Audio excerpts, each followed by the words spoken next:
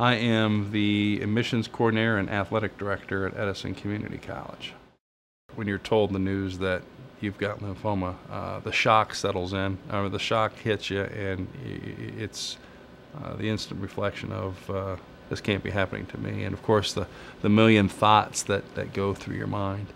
But going home and telling my wife was obviously going to be the tough part. And the side story to that was my wife's father had passed away from the same diagnosis that I had.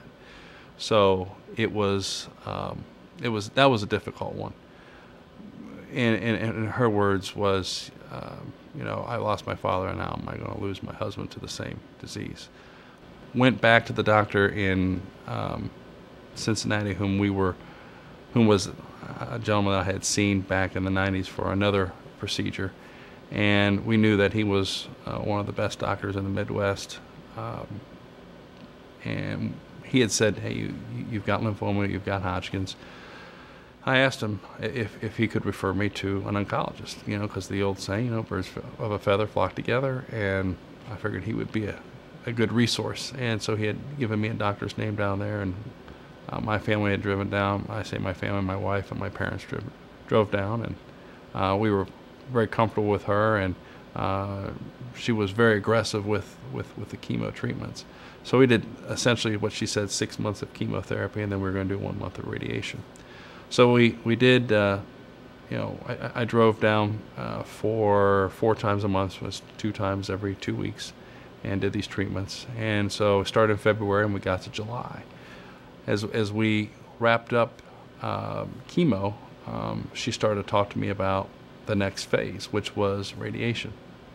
And she was concerned about my driving down on a daily basis, because the radiation treatments were going to needed to be done daily instead of every 2 weeks like the cycle we were with chemo.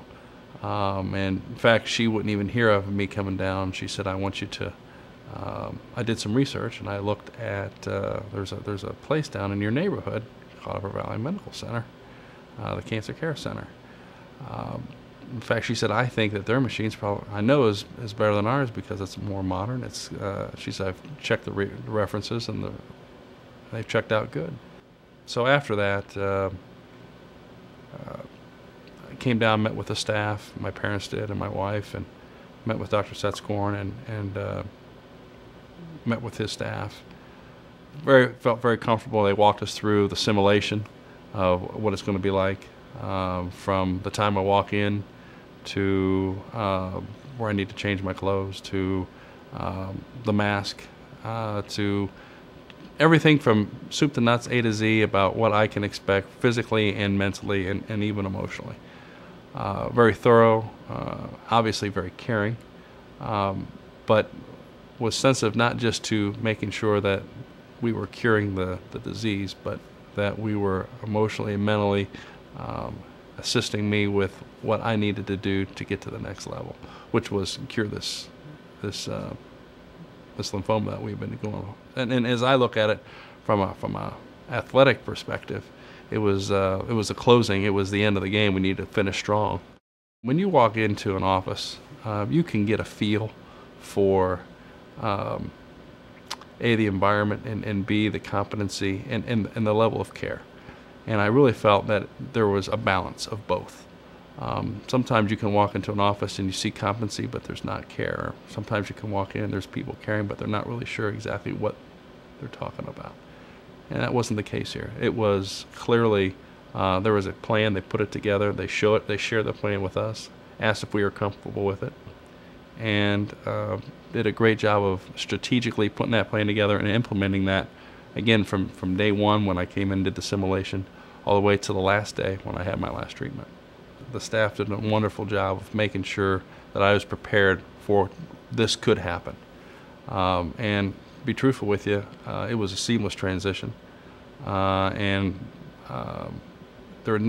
happened to me that I didn't expect. In fact, the side effects were minimal, and I was able to go to work, come here for literally, I was in here, I clocked it at 18 minutes by the time I walked in the door, did the radiation, and walked out. And I was back to work at 45 minutes at my desk, doing work like nothing had happened.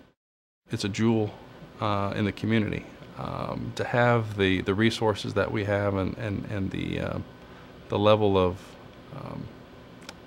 competency in terms of not just my particular diseases, but I've talked to several other people that have breast cancer and prostate cancer, and so on and so forth, and have been able to get back the quality of life that they knew beforehand, and not just with radiation, but again talking to other people that have had chemotherapy and other types of treatment. The Cancer Care Center here responds to the needs of the community, but they bring a global perspective and all the latest technology from a global perspective, and they bring it to us regionally here in the Upper Miami Valley. And to have that here in Troy, in Miami County, is pretty special. The people here at Upper Valley Cancer Center allowed me to get the quality of life back that I so choose, and now I can live knowing that we did what we had to do to conquer this disease and move on, which is what they want you to do.